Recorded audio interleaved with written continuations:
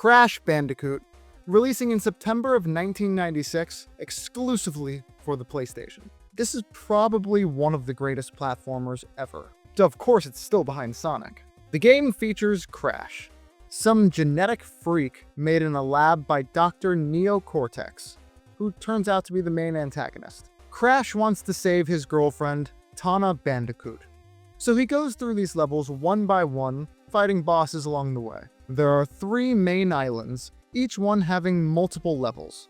The levels get harder and harder as you go through the islands. The gameplay is pretty basic. Crash only has 2 abilities, jumping and his spin attack. It's so simple. It is a fantastic starting point for future games to build off of. Enemies in the game are pretty simple, but they have a lot of character. The natives of the forest were annoying as hell, but they were also probably my favorite enemies. Turtles becoming jumping pads is a pretty cool idea too. One complaint I have with Crash Bandicoot are these enemies. They clearly can't be attacked from the side because of their blades.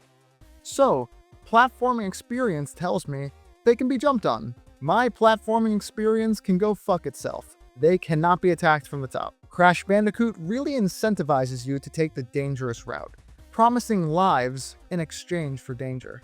Most of the time on a first playthrough when you don't know what you're doing, these lives aren't worth the risk. Boss fights are always challenging on their first attempts, but they all have a gimmick. The levels all have their own ideas too. Usually a lights out level would be super annoying, but somehow Crash made it fun. It's a race to the finish before the lights run out. Hog Wild is another example of a gimmick level being fun. The better you get, the easier it is, and the more lives you can get from it. Why the hell is he looking at me like that though? It took me so long to figure out Dr. Nitrous Brio. But once I did figure him out, I felt like a fucking idiot. The bonus levels are a lot of fun, and they get more and more challenging. They offer a ton of lives as rewards, which is exactly what a bonus level should be. Now, Crash only has one power-up, which is his mask, Aku Aku. He basically acts as a shield, protecting you from damage. And if you pick up another one, it starts to glow and acts as 2 shields. And if you pick up 3 of them, Crash wears Aku Aku, and he becomes invincible, except from shit like this. Throughout all the levels, you can collect Wumpa Fruit. They're sort of a mixture of apples and mangoes. If you collect 100 of them, you get an extra life. And you don't lose them like rings in Sonic either. In each level, if you break every box and you don't die, you get a white gem. At the end, if you've gotten every gem, you can access the alternate ending. You can also collect colored gems throughout the game, which require you to have collected the white gems first in order to access them. All in all, the gameplay is fantastic. It's simple and genius for a platformer. The level design keeps things challenging, yet pretty rewarding for players with more knowledge and skill. The music of the game is kinda shitty. Now, it is the first game in its series, so I have to expect that they worked with a smaller budget. But if they got the gameplay right, I can't really knock them for the rest. But unfortunately, that's what I'm here to do. The music is pretty quiet throughout the game. Honestly, I barely heard most of it, despite my audio being turned all the way up.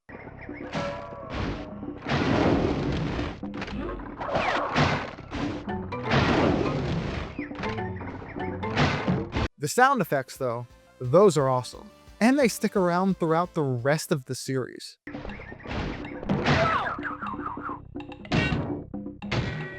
Each level has its own music, fitting for the theme of the stage. Problem is, not a single one of them is a banger. The bonus stage probably has the best music in the game.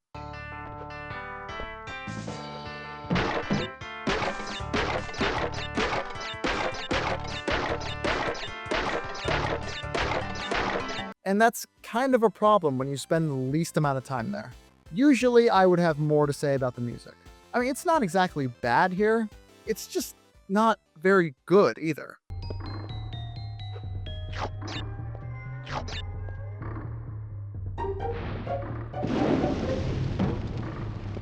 I would go as far to say it's kind of boring. I suppose boring music is bad music, though.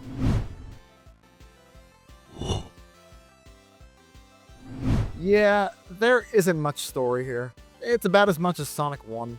You play as Crash, who was created by Neo Cortex. Your job is to stop him from taking over the world. The story is simple and serviceable for what it is, but it's nothing amazing. The real substance here comes from the world building. Crash goes from island to island, discovering new stages that all have their own personality. From jumping across the lily pads to trying to cross a broken bridge, Crash starts in a tropical island, and he ends things in a giant castle. Seeing the enemies change throughout the game was pretty fun too. Bats and iBots, whatever the hell these things are, and scientists that throw potions at you then try to electrocute you. And the bosses. The bosses are amazing. They have so much personality. Papu Papu is probably the least fun boss. And just look at this guy. You get to play against Ripper Roo, Dr. Nitrous Brio, Koala King, and my favorite, Pinstripe. Pinstripe is probably the coolest boss in the entire game.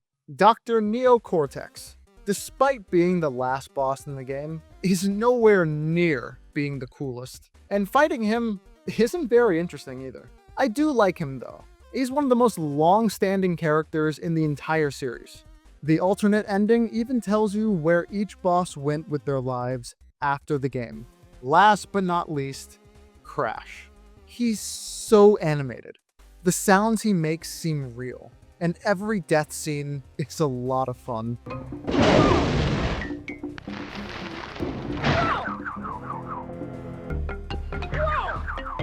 Just listen to him celebrate beating a boss.